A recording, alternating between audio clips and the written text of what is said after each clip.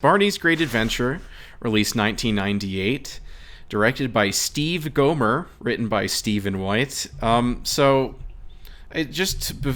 we talk about the movie itself, I wanted to touch on the production history of this movie, because there's always directors attached to projects that, you know, they get removed for one reason or another, but one of the potential directors of this movie was going to be Trey Parker of South Park fame. That's insane. Oh my god. To be clear, when they were talking to him, he was a guy who had only made Orgasmo and Cannibal the Musical. I have no idea why they talked to him for this. Yeah, this went into production before South Park, so he declined it and then went on to make an extremely successful TV show. But in some universe, we could have had Matt Stone and Trey Parker play like background characters. I'll in this forever be curious as to what could have been. Yeah, something to rival basketball. We also have John Landis was considered because What? Yeah, Polygram produced American Werewolf in London 17 years earlier, so then they asked him to come back, but he said no because he was working on Blues Brothers and he didn't want to work on a children's film. Well, he should have stayed off of children's films after Twilight Zone. Well, yeah, that's why he said. That's what he said. He said he didn't want to do it after that incident, and also. And also, you misspoke, Dylan. It's Blues Brothers 2000, a much more important film than Blues Brothers. Oh, Blues Brothers? Yeah. But yeah, I cannot blame John Landis for that. So thankfully, no on-set deaths on Barney's Great Adventure. So thank you for making sure that didn't happen. You can't see it because of the audio format, but I'm yanking the collar of my shirt and making like a cringe face. So the real interesting part of this movie is the budget of this film is $15 million, and we'll talk about why that's crazy later. But this budget caused the movie to go through 3 or 4 different studios before it finally landed at Polygram, because New Line Cinema, TriStar, Miramax, and New Line all passed on the movie after picking it up already, but then they found out the actual budget of it, and they all said no. I wonder why. Yeah, no possible way anyone could, in their right mind, would pass on a $15 million movie for 2-year-olds. This movie is going for the extreme niche audience, like we said, of toddlers, and more specifically, adults that are willing to take their toddlers to the movies. Right. So yeah, they have to sit through it. Yeah, comparable to Oogie Loves, the Big Balloon Adventure. At the very least, though, Barney had a following. Oogie Loves didn't even have that. They just came onto the scene as if they were an established property to begin with. They were trying to coast off the brand of the fact that the guy who designed the Oogie Loves designed the Teletubbies. And I don't think 2-year-olds make that connection, so I don't know what they thought was going to happen. Yeah, but as a result, the movie does not even make back its budget at the box office, making only $12 million, but we can only assume that it made a shitload of money on video, which is where they were aiming for anyway. I don't know. We could mention like the set, because I'm pretty sure there's like a 95% chance they pocketed about like $9 million of the budget. The sets at least are pretty built, and like, you know, there's some money in there. It's so weird though, because the whole movie is shot in a way that's not like your typical children's fantasy film, where it really like utilizes the set and the production design and stuff. It like everything looks kind of like dark and dour and fairly like normal and typical, like you would shoot a drama out in the country or something. But it just happens to be featuring this wacky situation with like Barney. But like when you see Barney against the backdrop of like a dark gray sky, it looks weird. You know, it's very off. There's none of that like fantastical touch, like, that should be there. No, it's Are you saying that French Canada is not a beautiful utopia to set your children's film in? No, because this, like much of the worst children's media of all time, is from Canada. Yes. Oh yeah, I could have guessed that. It feels very Canadian. Yeah, as we noticed when 90% of the people in the credits had names like Maurice and Jean-Pierre Lafille and such. Yeah, French Canadian as fuck. And also the movie does look like some kind of like low budget, like educational historical film. Like, it has the production values of like a movie I watched when I was like 6 about like the 3 wise men, and it has like a similar color palette. It's really weird. Yeah, so in the IMDb trivia, they said that they were going to offer Trey Parker $1.5 million to direct this. So from the start, they were looking to put a lot of money into it, and as we said, the budget is $15 million.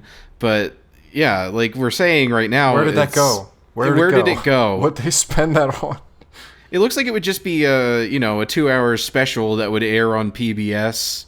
Yeah, normally, but this was a theatrical release. But there's no stars in it. There's no sets. The locations are, some of the more basic ones you can find, like a barn and, just a small town. Yeah, I mean, I will say there are a number of them. At least, it does switch, because I thought for sure it was just going to take place at that barn the whole time, or the farm the whole time. Well, you say that, they go some different places. You say that, but one of the sets is literally just the interior of a tent. Yeah. So it's just like drapings on 4 sides of a room. So yeah, and this movie with inflation cost $24 million. It's like that's absolutely insane. Like if you the audience have seen John Wick or Nobody or like some of those like low mid budget action movies, those are cheaper than this. What they don't tell you though is how expensive the guy who played Barney was at the time. He was like a high ticket dude. Like you get that guy and you were paying at least a couple mil at least. I thought you were being serious for a second. I don't know. It's possible. He was a big guy. You never know. He was a physically large man. Yeah. But yeah, so we just have to ask Lyric Studios, where'd the money go? Yeah, and we're not alleging anything about money. Oh no, we'd never allege anything. But it just kind of looks like a TV movie that might cost like $1 million, but it's a theatrical release that costs $15 million. And there's we looked and it says that the director cut a bunch of content saying that would cost too much money. And it's like, Okay. Yeah, let me just read this IMDb trivia thing because so Stephen White, the writer, has apparently gone on and done interviews where he's revealed to the public that a lot of the stuff in the script has been removed. And I don't want to get to all of this because some of it's spoils what's disappointing about the end of the movie. But the bird lady was going to be a more comedic character and have an actual name actor. The kids also made a plane out of cardboard boxes, which instead is a log later in the. Some of these are just things that you would just change in a script anyway. But we'll get to why the stuff from the script that was cut out that just gives the movie any sort of plot. Yeah, but doesn't it say that there were just extra scenes with the Barney friends? He said those weren't possible. Oh yeah. No, there were scenes of Baby Bop and BJ, Barney's minions, that they were supposed to have larger roles Beto? And appear in the farmhouse attic, but director Steve Gomer scrapped these scenes, claiming they were unaffordable. I saw that too, but I have to say they were in the movie. You just put the people in the suits in the barn. Like, how is that? How is that You more have the expensive? suits. You have the suits to shoot those scenes. Yeah, they're that's already baffling. at the location. You just have to put them in that part of it. Like, Too expensive. too You expensive. can't do it. Nope. That's gonna. That my back end's not gonna like that. I'm sorry. No, he needed to film this in 3 days. Okay, I really like the idea of them scrambling to shoot this in like a weekend. It could be. It could be. This was Oh, original dude. 48-hour film project. Was getting the Barney movie made. Yeah. You know, there's a set piece where the egg's on the ground in the middle of a parade. Oh no, hijinks ensue. The kids watch helplessly as a marching band goes through it, and they all tiptoe around the egg and almost step on it. Yeah, they get a shot where they put like a layer of glass or plastic and like shot from under it, and so the egg, you can see them stomping around the egg from like underneath, which is also something similarly over budgeted movie Artemis Fowl did. Maybe that's just the entirety of the budget. I don't know how much those shots cost. Some plexiglass. Yeah, some plexiglass. And I don't think it's I don't think it's that hard. I have not been paid by Steve Gomez to explain away any financial discrepancies. Yeah, I talked to Steve, and he gave me the production budget breakdown, and he said we're gonna need $10 million for this plexiglass shot. So. Egg shot. Yeah. So back in the restaurant, Barney's giving the people a show and singing a song I don't think I've ever heard, but IMDb users seem to really be attached to this sequence where he sings a jazz version of If All the Raindrops by Bob West. If all the raindrops were lemon drops and gumdrops, so what a rain that would be. What's he doing up there? Standing outside with my mouth open wide.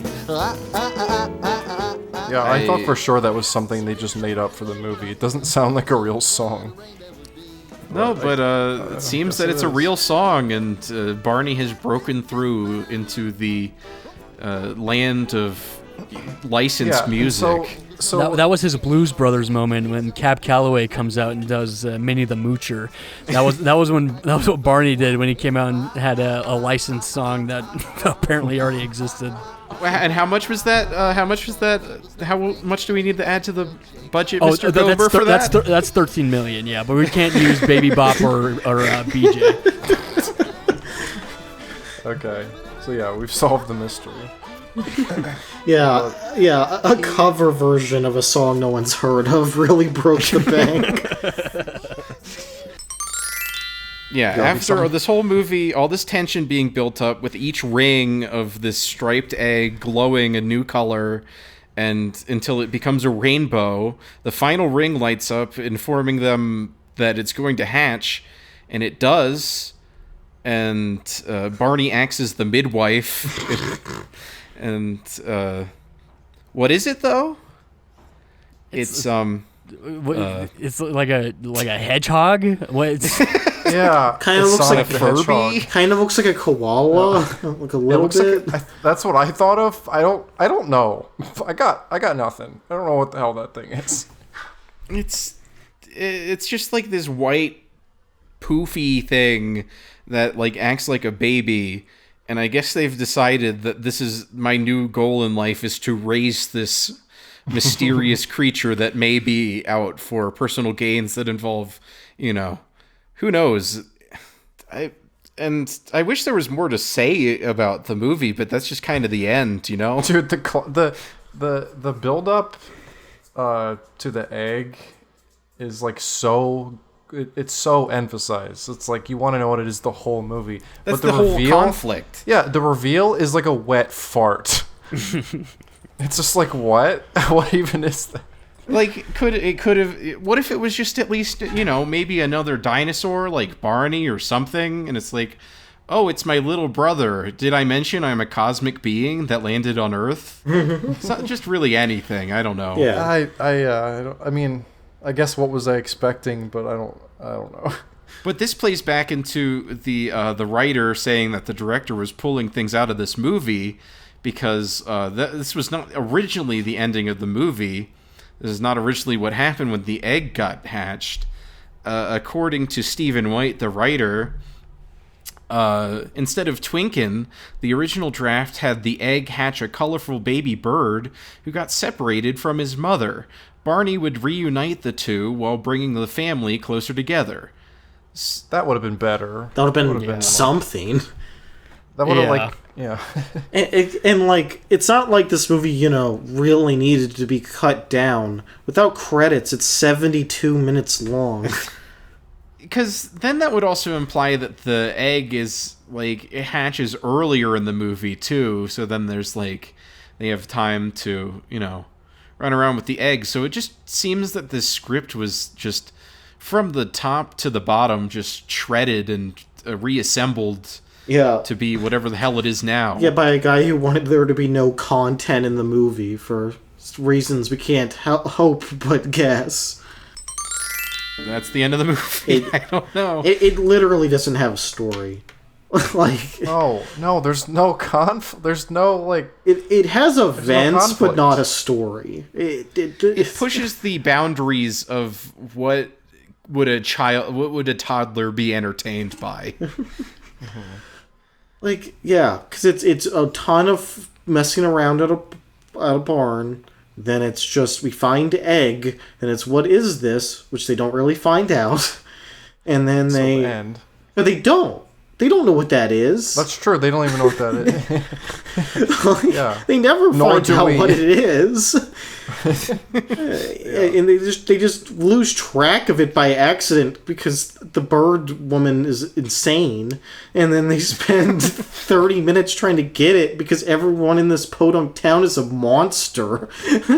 and that's the entire thing. There's not like a through line or resolution or anything.